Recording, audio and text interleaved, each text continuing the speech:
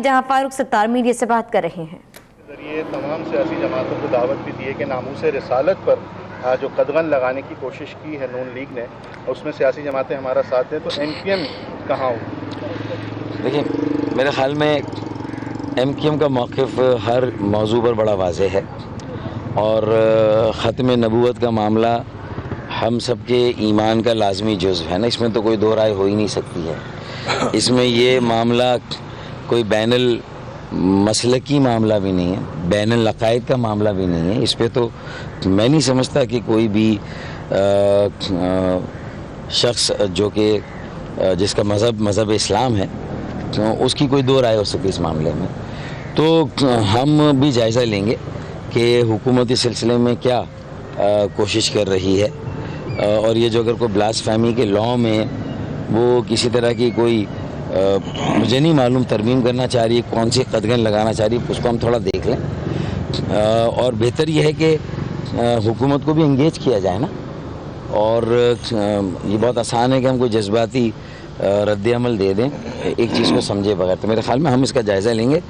जहाँ तक पॉलिसी है वो बिल्कुल मुस्तनद है और उसमें कोई अभाम नहीं है। वसीम अख्तर साहब, ये बताइएगा कि इस वक्त जो शहर की सूरत हाल है और KDA, KMC और दीगर जो हैं वो अदालतें नोटिस कर रही हैं मुख्तलिफ इशूज़ पर, लेकिन काम जिस तरीके से बताया जा रहा है कि बैरिया टाउन के थ्रू हो रहा है, लेकिन पूरा शहर जो है वो इसकी लपेट में है, गलियां टूटी हुई हैं, हुकूमत कुछ कर नहीं रही। आपके पास इख्तियार? कराची में MQM पाकिस्तान के सरबराह फारूक सत्तार मीडिया से गुफ्तगू करे तो उन्होंने कहा कि शहरों को तहफ़्फ़ुज़ हुकूमत की जिम्मेदारी है। इख्तियार मिले या ना? देखिए, इस मामले में हमने चीफ मिनिस्टर साहब को एक डिटेल ख़त लिखा है जिसमें सारे इशू एड्रेस किए हैं। मेरी उनसे मीटिंग भी हुई थी, वर्बली भी उनको इन इश्यूज़ से आगाह किया गया है। जो KMC या DMCs कर रही हैं, मेरी नज़र में वो सलूशन नहीं है, वो परमानेंट सलूशन नहीं है। हम जो जैसे मुहर्रम आया उस हवाले से हमने कुछ काम किया, बेहतर काम किया, लोग अप्रिशिएट भी कर रहे हैं। उन इमाम बारगाहों के सामने हमने सड़कें भी बनाई, हमने पैच वर्क भी किए, हमने वाटर बोर्ड का काम भी किया। सीवरेज उनका काम है, DMC या हमारा काम नहीं है, वो भी हमने कंप्लीट किया। उसमें भी जो पैसे हम लगा सकते थे हमने लगाए। तो हम अपने अवाम के लिए जिन्होंने हमें वोट डाला है मैक्सिमम कोशिश कर रहे हैं कि उन्हें हम सहूलतें फराहम करें, मगर ये काफ़ी नहीं हैं। सारे वसाइल तकरीबन हुकूमत सिंध ने अपने पास रखे हुए हैं। तो इस सिलसिले में मेरी मीटिंग भी हुई, मैंने लिख के भी दिया है और आई एम श्योर उन्होंने इसको सीरियसली लिया भी है। लेट्स सी क्या होता है। उनके पास ख़त मैंने भेज दिया है कि हमें जो हमारा ड्यू शेयर है, DMCs का जो शेयर है, जो KMC का शेयर है, वो मिलना चाहिए। अगर वो मिलेगा तो हमारी तवज्जे पेंशन और सैलरी से हटके कुछ डेवलपमेंट पे आएगी। हम तो सैलरी और पेंशन में ही फंसे हुए हैं।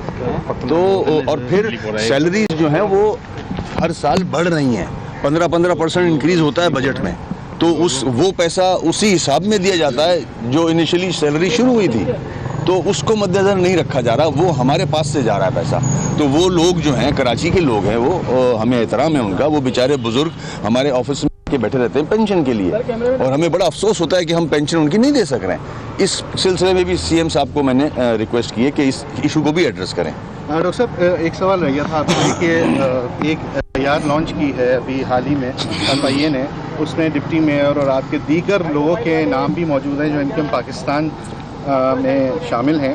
तो क्या डिप्टी मेयर के ख़िलाफ़ कोई कार्रवाई MQM पाकिस्तान करेगी या उनको हटाएगी या उनकी जगह दूसरा लाएगी, जिस तरह के उनके नाम आ रहे हैं FIRs में? पहली बात तो ये समझना ज़रूरी है कि ये अचानक मामला कैसे शुरू हुआ और क्यों हुआ। ये तो बहुत पुराने इल्ज़ामात हैं और मैं समझता हूँ कि 1 साल में इसका कभी कोई जिक्र नहीं था।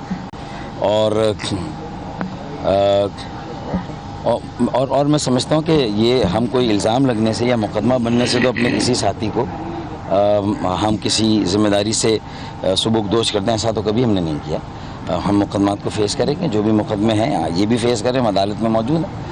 पहले तो हम ये देखेंगे, हम अपने कानूनी माहिरीन से मशवरा कर रहे हैं कि हम इसका लीगल जो है वो इसको कैसे हम इसको फेस करें, देखें, और फिर अगर हम ये समझ लेंगे इसके पीछे क्या नीयत है और क्या मकसद है, उसको भी हम समझने की कोशिश करें। बस। Thank you. आपको बताएं कि वसीम अख्तर भी मीडिया से गुफ्तगू करे थे। उनकी जानिब से कहना यह था कि हम तो तनख्वाह और पेंशन में ही फंस के रह चुके हैं। हमने कहा था कि हमारा शेयर हमें मिलना चाहिए।